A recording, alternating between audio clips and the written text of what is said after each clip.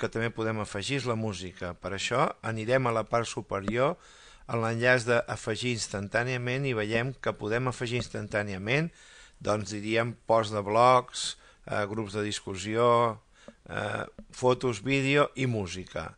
Escollim en aquest cas l'opció música i veurem que podem incorporar música en aquest espai de dues maneres, afegint directament els arxius MP3 que tinguem al nostre propi ordinador o afegint només la URL.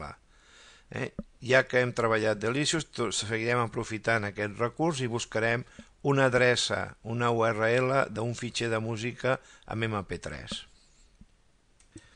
Ja som altrament a la pàgina de Delicious i aleshores Delicious ens permet, indicant com a adreça aquesta que teniu aquí, si indiquem que busquem fitxers del tipus MP3 i de la temàtica jazz. Aquí teniu l'adreça que heu de posar com a adreça i automàticament accedireu al Delicious amb una diferència, és que si la gent, els usuaris, etiquetem els fitxers MP3, automàticament el sistema ja detecta i aquí podeu veure doncs, que ja tenim un botó per fer la reproducció. No és el cas nostre de reproduir aquí, sinó d'agafar l'adreça MP3 perquè sigui reproduït en el nostre espai a la comunitat.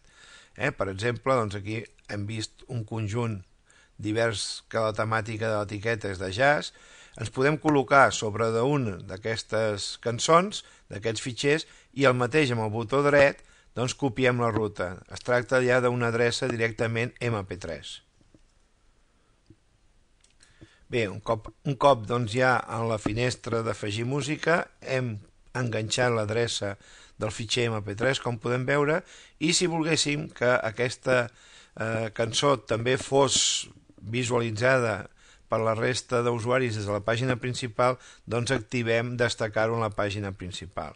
Automàticament que indiquem afegir música, doncs ja aquesta adreça ha estat afegida i veurem com apareixerà en el nostre blog.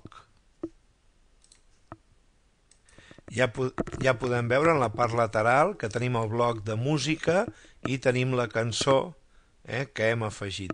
Podem anar afegint més cançons que es anirien incorporant i a l'hora de reproduir podríem decidir nosaltres quina escoltem.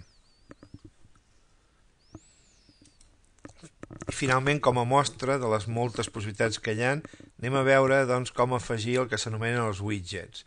Aquí en el centre tenim un quadre de text, que podem afegir, com indica, text HTML, imatges, vídeos o widgets. En aquest cas anem a clicar a l'enllaç que ens ofereix algunes possibilitats que la plataforma ja té seleccionades, però aquí al final en tenim una llista més ampla. Per exemple, anem a escollir els que ens presenta Google, sota l'etiqueta dels Google Gadgets. Veiem aquí algunes de les incorporacions que podem afegir.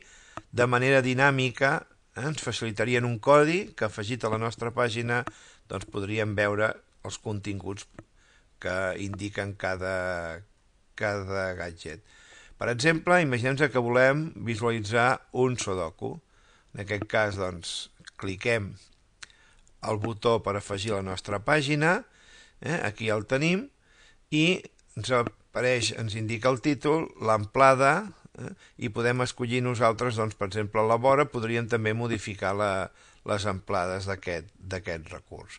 Un cop l'hem indicat també la dificultat, el posem en aquest cas fàcil, li indiquem que ens mostri el codi.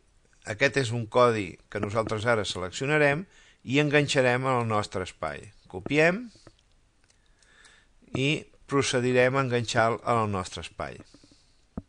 De nou, a la nostra pàgina li indiquem agregar un text, posem el títol que ja sabem que és Sudoku, i en aquest espai enganxarem el codi que haurem copiat des de la pàgina del gadget. Li indiquem guardar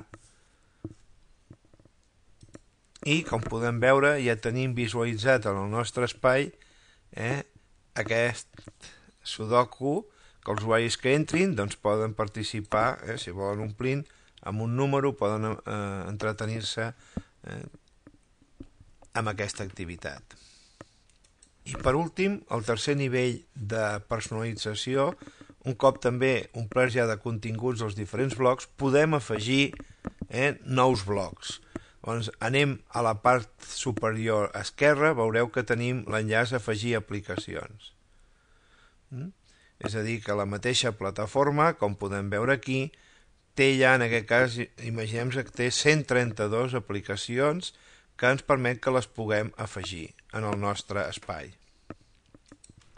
Entre el llistat d'aplicacions, doncs, per exemple, si volem podem anar a l'opció de recomanacions, podríem accedir a les més populars, en aquest cas, i doncs, en cas d'estar interessats, li indiquem que ens ho afegeixi a la nostra pàgina, que ens afegeixi l'aplicació,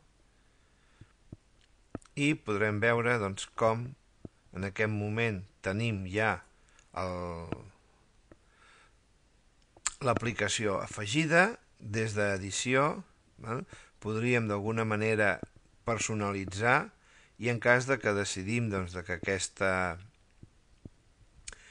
aquesta aplicació no és del nostre interès, la podem sempre eliminar indicant doncs, treure l'aplicació. A la vegada podem accedir a l'aplicació directament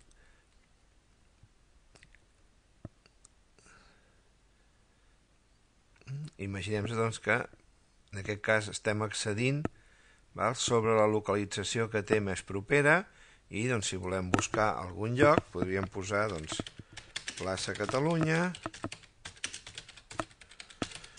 Barcelona, ens apareixen diverses places de Catalunya, escollim la plaça Catalunya de Barcelona i per tant aquesta referència ens queda registrada al nostre mapa.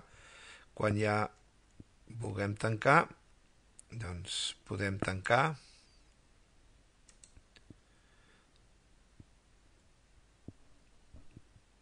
i passar altra vegada a la zona